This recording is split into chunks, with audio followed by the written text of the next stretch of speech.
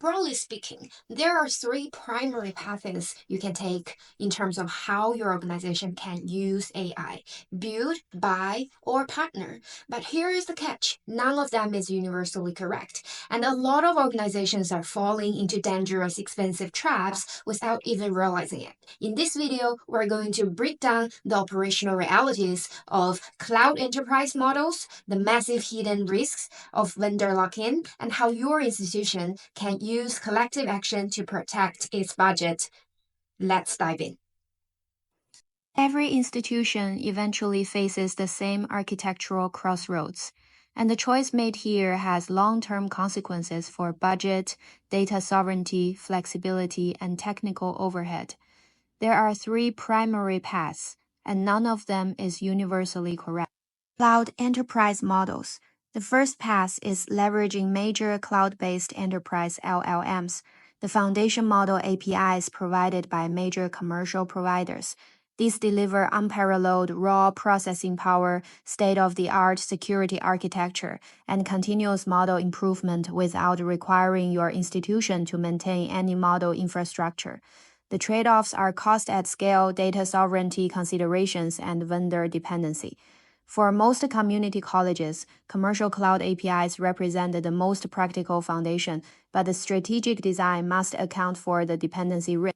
Homegrown API integrations.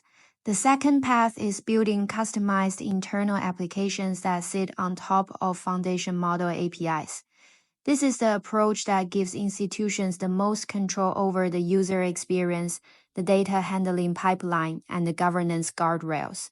It requires software engineering capability, but not as much as most institutions assume, particularly when paired with the consortium development model we will discuss shortly. This path is deceptively attractive because it appears seamless and low overhead, but it requires the most rigorous vendor scrutiny of all three paths. Your ERP vendor's AI add-on is still an AI system. It still handles your student data. It still has data retention policies, hallucination vulnerabilities, and underlying model dependency. Buying it because it is conveniently bundled is not a data governance strategy. It is a risk transfer. Selecting the path requires honest institution-specific assessment of technical capacity, budget sustainability, and the data sensitivity profile of the specific use cases being addressed. Vendor lock-in is among the most underestimated financial and structural risks in higher education technology procurement, and the AI era is making it dramatically worse. Exposing vendor lock-in. The dynamic works like this. Your institution has spent 15 years building operational workflows around a specific ERP or LMS platform. The vendor announces an AI add-on module, but that convenience comes at a compounding cost.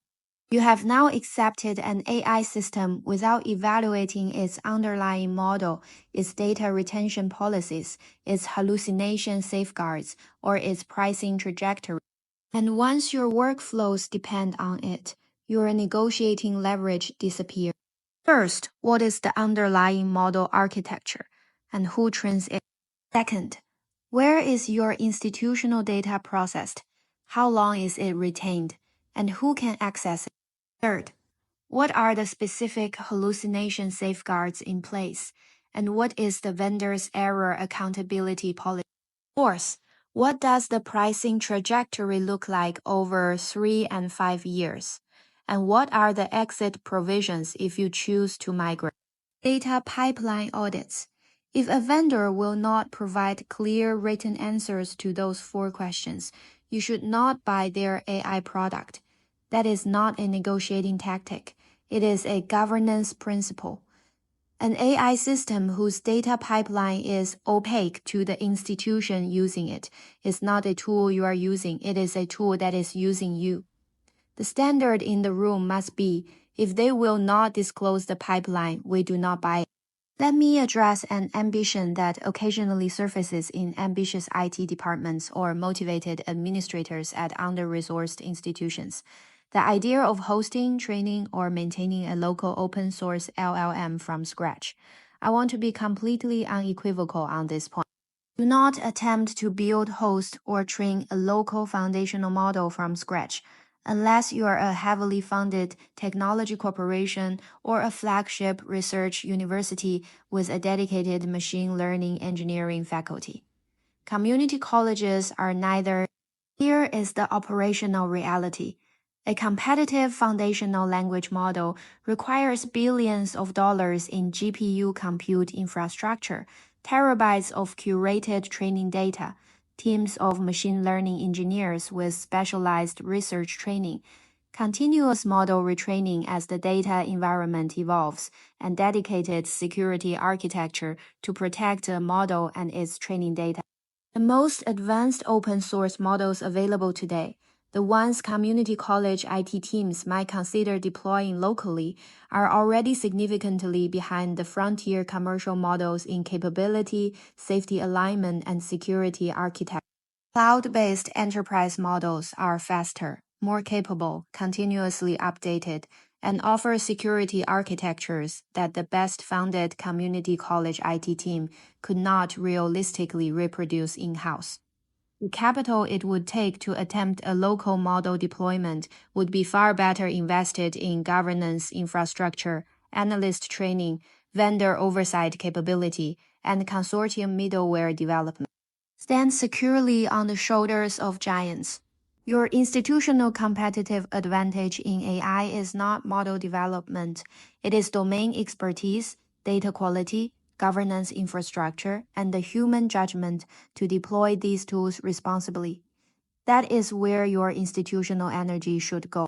Even as we leverage commercial cloud APIs for their unparalleled capability, we must design our internal applications with a structural safeguard, model agnosticism.